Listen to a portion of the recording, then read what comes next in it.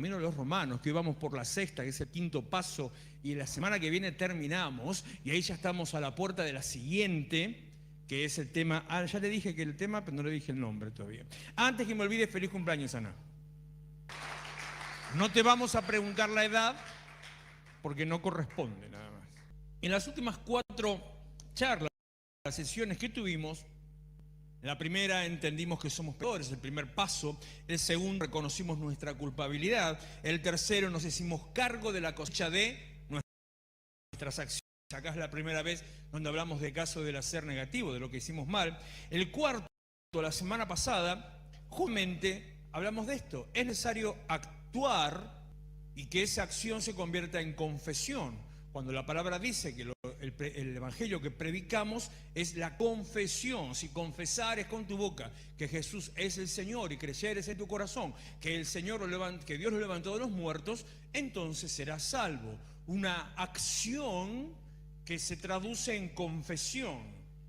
Se lo explico más simple, volviendo un cachito solamente sobre el miércoles pasado. No alcanza solamente con entender que soy pecador, con saber que fue mi culpa. No alcanza con entonces bancarme la cosecha de todos mis mi mala siembra, mis malas acciones, mis errores.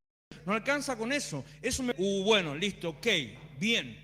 Así pasó, todo eso pasó, listo, me tengo que hacer cargo. Y ahora, bueno, la primera parte de la acción, miércoles pasado, esa acción es confesar. No solamente palabras, no solamente relatos, sino confesar. Pensar igual que Dios piensa, hablar lo mismo a Dios, entender que lo que Dios dice así debe ser, conectarme con Dios, estar de acuerdo con Dios, eso es fundamental en el significado de confesión, estar de acuerdo que si algo es negro, si vos decís blanco, yo lo veo blanco. No, si Dios dice blanco, para mí es blanco. Tal vez sea un poco, si quiere decir un poco fanatismo en algún primer momento, es la clave de la fe, la certeza de lo que se espera, la convicción de lo que no se ve. Si usted seguía por sus ojos, si a mí viniera en este momento Dios mismo, que no lo haga porque me va a cambiar la decoración de la iglesia, pero si en este momento Dios mismo me dice, esta pared es roja, qué feo que quedaría, ¿no? Por más que yo la vea una mezcla de gris y celeste, con un color raro, un nombre raro que tiene, el color y que después cuando seguimos pintando nos metieron ¿cómo se dice? ¿Nos metieron el qué? ¿El perro? Sí, nos metieron el perro con aquel, porque es el mismo nombre, la misma lata y distinto color. Usted no se dio cuenta, la se enteró. De la columna para allá es de un tono, de la columna para acá tiene otro tono. Dios me dice, es rojo, yo voy a decir, es rojo. No voy a hacer caso a mis ojos que me dicen es celeste, si sé que es Dios que me está hablando. Si en vez de Dios viene el vecino, voy a decir, ¿vos quién sos? Esto es celeste. Pero si es Dios que me está hablando, yo le voy a decir, sí, es rojo. Certeza de lo que se espera, convicción de lo que no se ve. La confesión significa estar de acuerdo con lo que Dios dice. Dios dice que sos un pecador, Dios dice que tenés que hacerte cargo, Dios dice que tenés que hacerte responsable, Dios dice que tenés que hacer algo. Y el hacer siguiente era el creer en el corazón acerca de la obra de Jesucristo, que Dios lo levantó de los muertos, y eso fue lo que rompió el paradigma de la eternidad. La obra de la cruz, que tiene todo que ver con esto, la obra de la cruz no es que Jesús murió por mí, aunque la obra de la cruz es que Jesús murió por mí. La obra de la cruz es que Jesús resucitó después de haber muerto por mí. Porque si Él dio por mí en una onda así de sacrificio, en un acto heroico y nada, hubiera sido un loco más que hizo un acto heroico. Pero la resurrección fue lo que marca la diferencia. El apóstol Pablo dice, si Jesús no hubiera resucitado, creemos en vano, vana sería nuestra fe. La resurrección es lo que nos da el testimonio, lo que nos pone la firma, decir, lo que Él hizo por vos al morir es real, te trasladó del reino de la muerte, del reino de las tinieblas, al reino de Jesucristo. Ya no perteneces a los que van al infierno, ahora perteneces a los que son salvos. Todo eso es lo que hablamos hasta el miércoles pasado. Y en este día hablé de la motivación y la acción. No alcanza tan solo con confesar.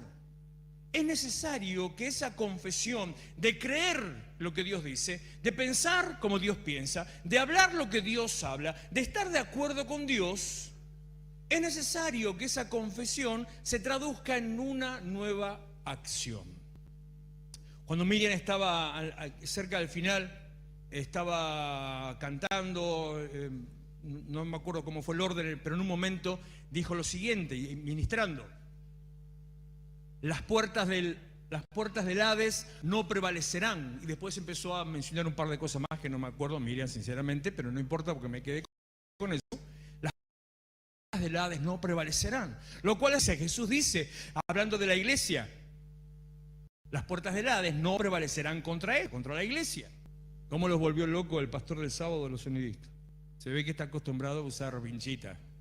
La que habló de la iglesia de los chetos. Bueno, se ve que él debe ser medio cheto, entonces debe estar acostumbrado a usar el mic acá. Porque el tipo se ponía el micrófono acá. Claro, acostumbrado a no tener nada, y yo decía, arriba se me está transpirando la gota gorda. Bien, les vino bien porque el sábado volvieron locos, así que bien, cosecharás tu siembra, por supuesto. Claro, porque de alguna manera la tienen que pagar todo lo que me hicieron el sábado. Entonces, ahí estaba, no volvía loco. Las puertas del Hades, o del infierno, o de la muerte, según la versión que usted quiera leer, no prevalecerán contra la iglesia. Ahora bien, ¿qué significa prevalecer? El prevalecer tiene mucho que ver con algo que decía recién la pastora, el permanecer. El prevalecer significa que en medio de una contienda, el que se mantiene de pie, el que sale vencedor o victorioso, el que no es derribado, el que se mantiene en su posición, es la iglesia. Por lo tanto, me está diciendo que si las puertas del Hades, las puertas de no prevalecen contra la iglesia, esto me está diciendo que la iglesia avanza contra el imperio de la muerte, contra el pecado, contra la miseria, contra la necesidad, contra el fracaso, contra la enfermedad o con lo que sea. La iglesia avanza y ahí están las puertas y dice: las puertas no prevalecerán. No prevalecer significa que cuando la iglesia avanza, las puertas se caen, las puertas se abren. Queda el enemigo, en este caso, sea cual sea como usted lo tome, queda expuesto, vencido, derrotado. Me ha hecho más que vencedor. Eso significa el no prevalecer. El no prevalecer. Que la iglesia se mueve, la iglesia avanza, la iglesia toma acción. En esta semana, en este mes y en esta semana, estoy muy con este tema, el tema de la acción de la iglesia, estoy muy cargado en mi corazón. Estoy viendo cosas que Dios está haciendo. El sábado pasado por la mañana tuvimos una reunión que es histórica dentro de lo que es la iglesia en la ciudad, porque por primera vez en la historia de la ciudad se reunieron casi todos los representantes de casi todos los consejos pastorales o agrupaciones pastorales de Varela, que eso es así, porque los pastores son todos cristianos, pero cristianos vaya a saber de qué Cristo algunos, ¿vio? Entonces hay cuestiones a veces que son peores que la política, el que no le habla al otro, el que no se saluda con el de más allá, el que critica al de otro lado. Sí, aunque usted no lo crea, eso pasa. Aunque usted no lo crea, eso pasa. No digo que tiene que pasar, ni que está bien, pero eso pasa. Y el sábado por la mañana fue la semana anterior un primer intento, donde ahí, vio que dice hierro con hierro se afila, bueno, ahí pasó de todo. Y el sábado pasado, unas medialunas espectaculares, un desayuno alucinante, empezando a trabajar en pos de la bendición de la ciudad y sanar la tierra. Y a continuación de eso, otras cosas que empezaron a pasar, como lo que yo ya leí, que el municipio quiere honrar a la iglesia, honrar a los pastores de la ciudad, haciendo un desayuno exclusivo para los pastores de la ciudad. Jamás pasó una cosa así. O como esta tarde que estuve hablando con un funcionario municipal de primer rango, lo mismo, ya casi concretando, sin fecha, sin nada escrito, sino de palabras, casi concretando que a partir del año próximo, para esta fecha, empezar a hacer algo que se hacía antiguamente, algunos lugares se sigue haciendo, que era la Marcha para Jesús. Usted seguramente la habrá escuchado alguna vez, o tal vez hasta habrá participado en algún lugar. Entonces, ya con no solamente el comentario, sino hasta con la iniciativa o la propuesta, la respuesta del municipio de perfecto, hay que organizarlo para poder cortar San Martín sin problema. Eso solamente pasa cuando la iglesia empieza a moverse y tras lo que la iglesia se mueve, recibe la misma motivación para seguir moviéndose. Esa es la motivación que genera acción. Y cuando me decía esto el secretario de gobierno, yo me acordaba de Claudia, que en medio de la cuarentena me dijo: pastor, hagamos el culto del Metrobús. Cortemos, esta es de la guerrera, medio revolucionaria.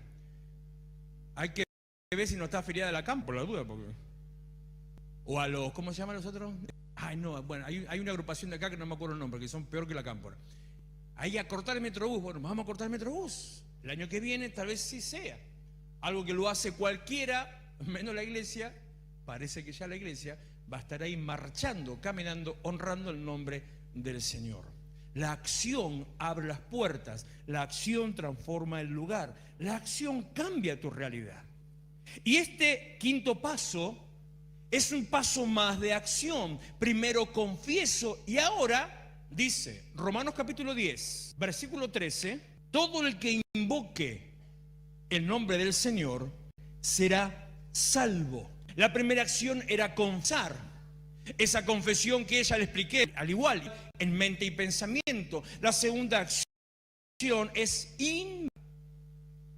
que no es solo levantar las manos, no es hablar como cotorra, no es ponerse a gritar en la calle, no es ponerse a repetir cosas sin sentido, no es solamente nombrar por nombrar. La iglesia tiene un mal, la iglesia cristiana tiene un mal dentro de sí. En la ignorancia de la iglesia tiene el mal de, en el nombre de Jesús, que ahora le voy a hablar de eso. ¿Qué quiere decir? Que creemos que la fórmula mágica para que las cosas pasen, o sea, así como otros dicen abracadabra, otros tiran dados, otros algún polvito mágico y otros algún hueso del cementerio, creemos que con decir en el nombre de Jesús, las cosas ya están hechas. Y en Dios las cosas no son mágicas, sino que dependen de mucho más que solamente nombrar. No es lo que sale de la boca, sino lo que sale del corazón. Decíamos la semana pasada, cercana está la palabra en la boca y en el corazón.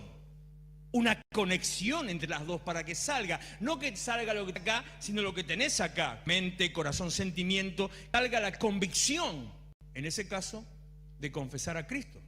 Todo el que invoque el nombre del Señor será salvo. ¿Qué significa invocar? Le voy a leer, para no equivocarme, le voy a leer la definición más o menos armada de lo que significa en la Biblia el invocar. Llamar a alguien por su sobrenombre, además de su propio nombre. Poner un apodo, pedir ayuda, pedir socorro a una persona determinada con esa acción de invocar. Invocar no es solamente nombrar, invocar no es llamar. Invocar, me impactó eso del sobrenombre, porque tiene que ver con un reconocimiento de la acción del poder de Dios. Invocar usando el sobrenombre significa que cuando yo utilizo alguno de los nombres o atributos o nombres secundarios de Dios, o cuando en vez de usar el nombre innombrable, aquí el nombre que no se puede definir de Dios, uso algunas de las cosas que Dios hace como nombre, que estoy reconociendo el poder de Dios. Invocar también significa poner un apodo, o sea, nombrarlo de determinada manera según lo que yo quiero que eso suceda o lo que me representa. Porque al que es pelado no le dicen pelados porque tiene pelo largo. Aunque a veces al que habla mucho sí le dicen mudo, pero en definitiva también lo está representando. En este caso es por una ironía, pero está representando igual. Algo que te representa, algo que te identifica. La invocación también tiene que ver cuando vos querés buscar una defensa, querés acomodarte, querés un intercesor. Cuando, por ejemplo, estás en un juicio o en un conflicto, en una pelea, y entonces sacás a relucir algo y decís, invoco tal cosa, invoco la ley, invoco tal testimonio, invoco jurisprudencia, algo, un juicio de otro momento, algo ya hecho, realizado. implica sujetarse a una ley, a un principio, implica reconocer esa ley y ese principio, moverse dentro de esa ley y principio. Invocar, en definitiva, tiene que ver con reconocimiento de lo que Dios es, reconocimiento de los atributos de Dios, reconocimiento de, paréntesis, los nombres de Dios, cierro paréntesis. ¿Por qué lo digo entre paréntesis? Porque tampoco alcanza con que usted se conozca de memoria la lista de los 10 nombres de Dios, o 8 u 11, según cuál lista use, creyendo que porque se conoce todos los nombres, ya está. No es cuestión de conocerse los nombres, como la canción de Yahvé, Rafa, Elohim, Adonai. Bueno, hay otros más todavía que acompañan a esos nombres. No pasa por, ay, qué bien me lo sé. No pasa por, ay, los sé pronunciar en hebreo. Ah, yo lo sé escribir en hebreo. De verdad lo sé escribir. Ah, tremendo. ¿De qué te sirve? De nada. Me tomo las palabras de Carrasquero, de chetaje nomás. ¿Qué te cambia escribirlo en hebreo? Ah, no, porque si lo escribís con las palabras de la Biblia, entonces son mágicas y hace... No cambia nada.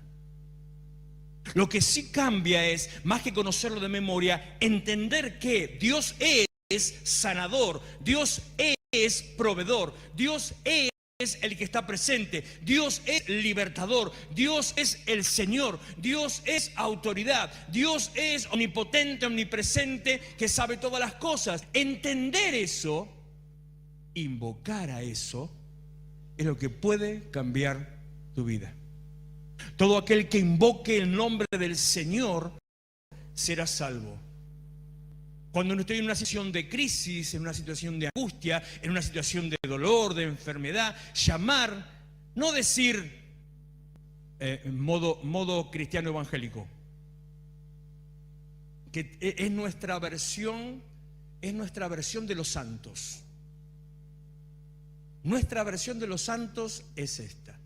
El católico tradicional o cualquiera, o simplemente practicante o no, según su situación X, va a invocar la protección de la Virgen de Luján o la liberación a través de la de Satanudos. Si no, se va a enfrentar contra el enemigo invocando a San Jorge y, ¿por qué no?, también a San Antonio, de paso para conseguir novia. Pero ¿qué hacemos nosotros con ese mismo criterio? Ah, como le dije recién, como me sé los nombres, entonces ante una crisis económica yo le hablo, ojo que hay prédicas de esto, hay prédicas. Yo le hablo a Jehová Jireh y declarando y diciendo, Jehová Jireh me va a proveer. Es lo mismo que la de Satanudo y la de Luján. ¿Qué te cambia? Creyendo que estás invocando a un ser especial que tiene ese nombre. No, pero lo que sí cambia es saber que el sobrenombre en el cual vos estás pensando está por encima, cobertura, reemplaza, te menciona a un nombre, que es el que está atrás y el que lo sustenta. Que estás hablando de alguien que sana, o que provee, o que libera, o que guarda, pero que en definitiva estás hablando de Dios. Que estás reconociendo que tengo una crisis económica, yo sé que Dios me va a sacar de esta situación. Esa invocación es la que trae la libertad. En segundo lugar, dice, el que invoque el nombre del Señor será salvo. No se invoca cualquier nombre, se invoca el nombre del Señor. No se invoca el nombre del pastor X, de la Virgen tal como le digo, o de cualquier otra cosa. Se invoca el nombre del Señor. Es más, no se invoca al Señor. Esto ya me lo sacan de contexto y esto ya es una herejía, sí, si me lo sacan de contexto. No se invoca al Señor, se invoca al nombre del Señor. Así como se cree en el nombre del Señor, así como uno se para fundamentándose en la fe sobre el nombre del Señor. ¿Y por qué? Porque lo más importante en la relación entre Dios Y nosotros, iglesia, nosotros hombres, lo más importante es precisamente el nombre. Porque cuando Jesús se presentó a los judíos según la versión griega, que es el Evangelio de Juan, dice Juan capítulo 1, versículo 12, que vino hacia ellos, que creyeron en su nombre. Los que creyeron en su nombre les dio la potestad de ser hechos hijos de Dios. No los que creían en él, los que creían en su nombre. Es tan importante el nombre del Señor que para los judíos históricamente, antes y ahora también, bueno, ahora los ortodoxos supongo yo, uno de los nombres con el cual nombran a Dios, entre toda la lista de nombres, uno de ellos es Hashem. Que allá por los 90, cuando Marcos Witt estaba con el pire mesiánico, que hacía todo en hebreo, hasta en un momento decía Hashem es su nombre. Bueno, Hashem significa, en hebreo, aquí no sabe qué significa, el nombre, ni más ni menos que eso. Entonces, como no nombraban a él por respeto, decían el nombre. Hay algunos pastores que hablan del nombre, y conozco a uno específicamente que cuando habla acerca de Dios dice el Eterno. Sí, le dará más, sí, la voz más gruesa pone. El nombre de Dios.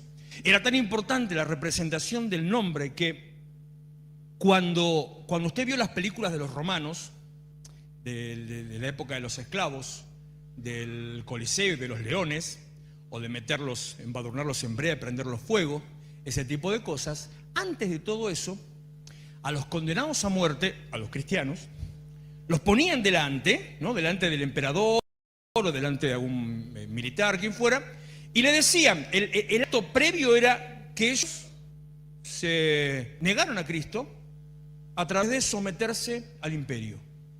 No les pedían que negaran a Cristo, les pedían que se sometieran al imperio. La fórmula, como una oración, con la cual ellos se tenían que someter al imperio, era reconociendo la autoridad del rey. No me parece nada loco. Reconocer la autoridad del rey, sometete al rey. Perfecto, ¿cuál es el problema? El problema era que en latín, la expresión que utilizaban ellos para la gente era, traducido al castellano por supuesto, César, el emperador, el rey, César es Señor. Y cuando un judío o un cristiano converso escuchaba esa expresión, en el léxico y en el idioma de ellos de la época, se usaba la misma palabra que se utilizaba para hablar de Dios. Entonces, cuando estaban diciendo que en latín, en una mezcla de latín y en latín es César es Domine, y en griego no sé cómo es esa, pero es Kyrios. Cuando nombraban al Kyrios, ellos estaban diciendo, César es Dios.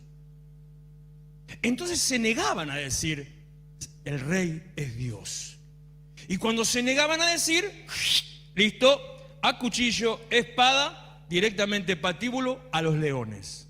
Por la invocación, la declaración, el poder respecto del nombre del Señor. Ya lo dice Mateo capítulo 1, creo que el versículo, no recuerdo si es el versículo 12 o el versículo 21, que dice cuando se está hablando de la anunciación de Jesús, y le pondrás por nombre, habla del nacimiento de Jesús, le pondrás por nombre Jesús, porque había una razón de ser, una razón de por qué tener ese nombre.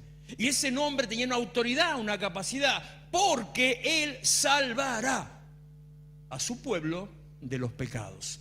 Libertad, bendición, provisión, sanidad, restauración, salvación en el nombre, tanto en el nombre de Dios, del Dios hebreo, como en el nombre de Jesús. Por eso no se invoca a cualquier cosa, se invoca al nombre, al poder, a la autoridad, a la capacidad, a reconocer quién es Dios.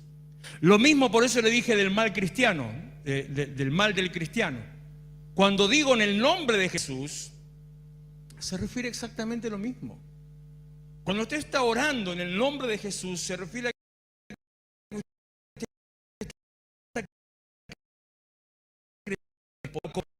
por hacer lo que tenga que hacer. Entonces, en su nombre habla. Cuando lo dice de esa manera, ya le pesa un cachito más.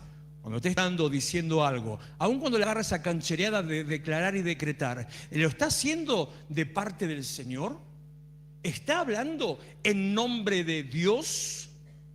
Entonces a ella le cambia un poquito el foco de cómo ve las cosas, de cómo ve la situación. No se invoca cualquier nombre, se invoca el nombre del Señor, porque en el nombre del Señor es que hay autoridad, bendición, prosperidad, sanidad, restauración, todo eso englobado, y todo eso apunta a salvación. Y no solamente eso, no termina ahí, sino que, volviendo al versículo original, que es la clave de esto, y ya con esto termino, el que invoque el nombre del Señor será